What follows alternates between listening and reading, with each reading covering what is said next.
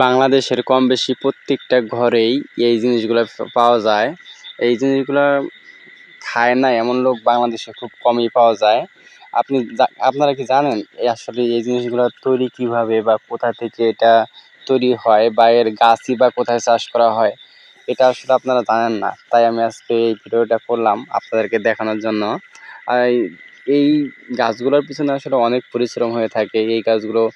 এই গাছগুলোর পেছনে শুরু থেকে শেষ পর্যন্ত যে পরিমাণে পরিশ্রম হয় সেই অনুযায়ী যে গ্রাহকরা আছে যারা চাষ করে তারা কিন্তু সেই অনুযায়ী টাকা পায় না। আর এটার টাকা তারাই বেশি পায় যারা এটা বাইরে পাঠায়, তারাই আরকি এটার টাকাটা সবথেকে বেশি পায়। কিন্তু যারা চাষ করে তারা টাকা খুবই কম পায় বা তারা লাভবান খুব কম হয়।